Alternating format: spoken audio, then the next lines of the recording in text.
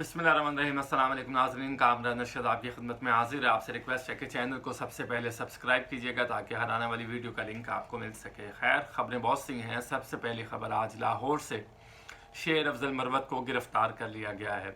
जी हाँ, GPO चौक के पास से शेर अफजल मरवत जब लाहौर हाई कोर्ट से बाहर निकले तो उनको पुलिस ने काबू में किया और अरेस्ट कर लिया गया। अब शेर अफजल मरवत का आपको मालूम है कि वो बहुत कम अरसे में पाकिस्तान तहरीक इंसाफ के कारकुनान के ना सिर्फ दिलों पर बल्कि दिमागों पर भी हुकूमत कर रहे हैं। इमरान खान के सिपाही कहलाते हैं और जहाँ जाते हैं वहाँ पर लोग उनकी फेवर में, उनकी हिमायत में PTI के कारकुनान नारेबाजी करते हैं और कहते हैं कि यही वो मसीहा है जिसकी हमें तलाश थी।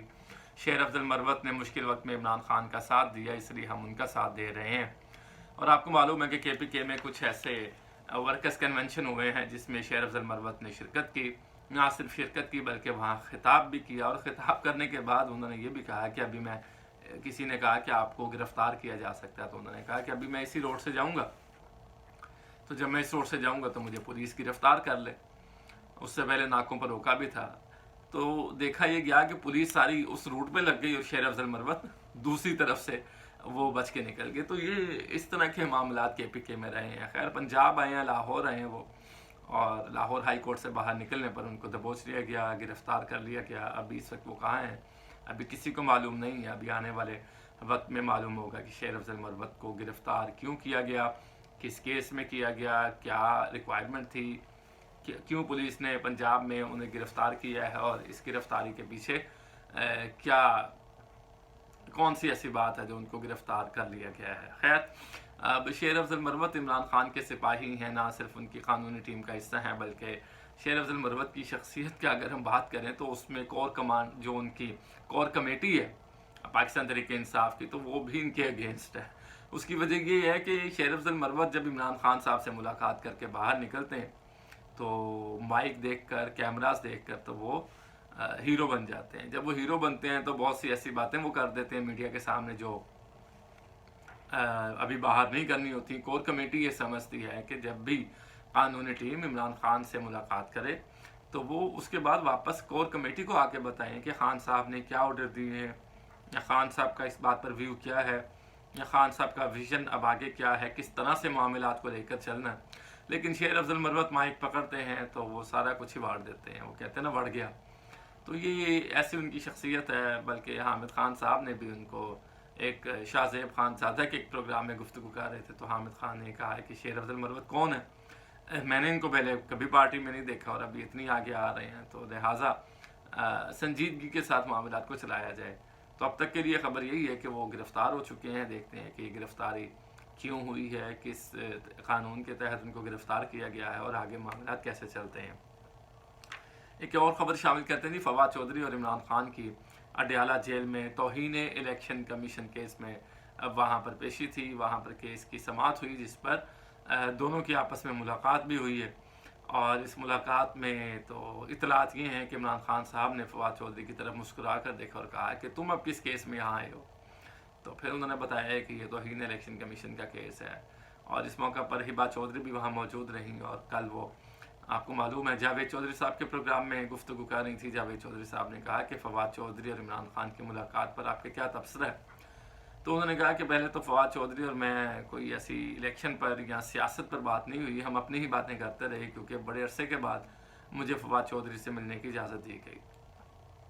फिर जावेद चौधरी ने पूछा इलेक्शन पॉइंट ऑफ व्यू के हवाले से फैसल चौधरी के साथ जो मामला चल रहे हैं, वो ट्विटर की जंग आपको मालूम है, उस पर सवालात किए जावेद चौधरी ने, तो उस पर भी हिबा चौधरी ने कुछ मिले जुले जवाब दिए, जिसमें उन्होंने कहा है कि सबसे पहले जब खान साहब की बात की कि फवाद चौधरी और खान साहब की मुलाकात हुई है तो आपका क्या व्यू है। उन्होंने कहा कि खान साहब मुझे गुस्से में नहीं लगे, फवाद चौधरी से मिलते हुए एक होता है ना कि गुस्से में थे और पार्टी छोड़ने पर खाइफ हों। लेकिन खान साहब से जब फवाद चौधरी की मुलाकात हुई है तो ऐसा कुछ मालूम नहीं हुआ कि खान साहब गुस्से में हैं, बल्कि साथ उन्होंने ये कहा है कि इलेक्शन पॉइंट ऑफ व्यू से जब बात की गई तो फवाद चौधरी ही इलेक्शन लड़ेंगे, और अगर उन्हें नाअहल कर दिया गया तो फिर फवाद चौधरी ही ये फैसला करेंगे कि आगे इलेक्शन कौन लड़ेगा झेलम से। अब इसमें मुख्तलिफ आ रहा है। کچھ لوگ یہ کہتے ہیں کہ ہبا چودھری خود الیکشن کانٹیسٹ کرنا چاہتی ہیں، بلکہ انہوں نے ٹویٹر پہ ایک پیغام بھی جاری کیا تھا، جس کے بعد ٹویٹر کا جو ٹویٹ تھا وہ انہوں نے پھر ڈیلیٹ کر دیا۔ تو وہ بھی ہبا چودھری، میرا خیال ہے کہ ہبا چودھری الیکشن میں آئیں گی اور سیاست میں اب وہ آگے آنا چاہتی ہیں۔ اب دیکھنا یہ ہے کہ عمران خان اور فواد چودھری کی جو ملاقات ہوئی ہے سینیریو میں، اس کے سیاسی محرکات کیا ہو سکتے ہیں۔ دیکھیں میرا ایک اپنا اوپینین ہے، مجھے نہیں لگتا کہ عمران خان صاحب فواد چودھری کو پارٹی میں واپس لیں گے، کیونکہ یہ ان کی وجہ سے پارٹی کو بڑا نقصان ہوا ہے۔ بہت ساری ایسی چیزیں ہیں، جس طرح حامد خان صاحب یہ بات کہتے ہیں، کچھ اور پی ٹی آئی کے سینئر کارکنان، فیصل واڈا بھی ایک پروگرام میں یہ بات کہہ رہے تھے کہ عمران خان کے قریب بہت سے کچھ ایسے لوگ ہیں جو ان کو غلط مشورے دیتے ہیں، تو ان کا اشارہ فواد چودھری کی طرف ہی تھا۔ پھر چودھری پرویز الہی کا جو مشہور زمانہ سٹیٹمنٹ آپ کو یاد ہے، انہوں نے کہا کہ اگر عمران خان کے قریب فواد چودھری نہ ہوتے تو شاید وہ اسمبلیاں نہ ٹوٹتی۔ تو فواد چودھری نے ہی ایسے مشورے دیے، عمران خان کو پرووک کیا، اور اس کا نقصان پھر پاکستان تحریک انصاف کو ہوا ہے۔ اور جب مشکل وقت آیا تو فواد چودھری سب سے پہلے بھاگ گئے، اور پھر استحکام پاکستان پارٹی کے جو لوگ ہیں ان سے ملاقاتیں بھی فواد چودھری کی ہو گئیں۔ اب ان کو پتہ ہے کہ گڈی اور جو ووٹرز ہے وہ پاکستان تحریک انصاف کا ہے۔ عمران خان اسٹل اس وقت بھی ایک مقبول لیڈر ہے پاکستان کے، اور وہ آگے کی جانب بڑھ رہے ہیں۔ تو یہ سارے معاملات ہوئے ہیں۔ تو انہوں نے کہا کہ فواد چودھری الیکشن لڑیں گے، کس پارٹی سے لڑیں گے یہ فیصلہ وہ خود کریں گے، کیونکہ وہ سیاستدان ہیں، تو وہ اسٹریٹجی خود بنائیں گے۔ اگر وہ نااہل ہوتے ہیں تو ان کی جگہ پر الیکشن کون لڑے گا، یہ بھی فیصلہ فواد چودھری کو ہی کرنا چاہیے، اور وہ ہی اس فیصلے کو کریں گے۔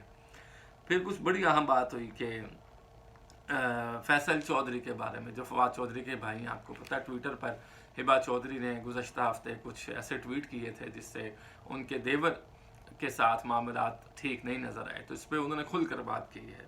انہوں نے کہا ہے کہ فیصل چودھری کا رویہ میرے ساتھ بہت سخت تھا اور ہے، اور یہ ہراسمنٹ کے زمرے میں آتا ہے۔ اب یہ ہراسمنٹ کا جو لفظ انہوں نے استعمال کر دیا، تو اس لفظ کو سنتے ہی ویسے کان کھڑے ہو جاتے ہیں۔ اور پھر ہراسمنٹ کی جو لفظ وہ استعمال کر رہی ہیں وہ اپنے دیور کے لیے کہہ رہی ہیں، فیصل چودھری کے لیے کہہ رہی ہیں کہ ان کا جو رویہ ہے میرے ساتھ وہ ہراسمنٹ کے زمرے میں آتا ہے، اور اگر خاندان کے بڑوں نے کچھ معاملات کو ٹھیک طرح سے نہ ہینڈل کیا تو پھر میں میڈیا کی مدد لوں گی۔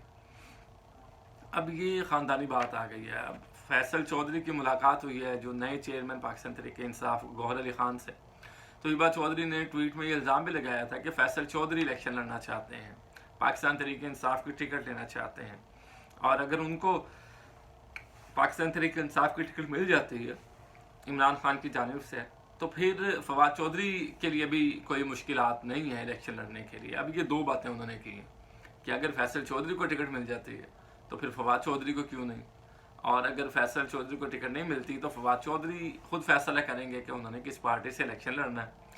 اگر فواد چودھری نااہل ہوتے ہیں تو پھر میں الیکشن کانٹیسٹ کروں گی، وہ تو پہلے انہوں نے کہا تھا، لیکن کل کے پروگرام میں انہوں نے یہ بات نہیں کی۔ انہوں نے کہا پھر وہی فیصلہ کریں گے کہ آگے الیکشن کس کو لڑنا ہے۔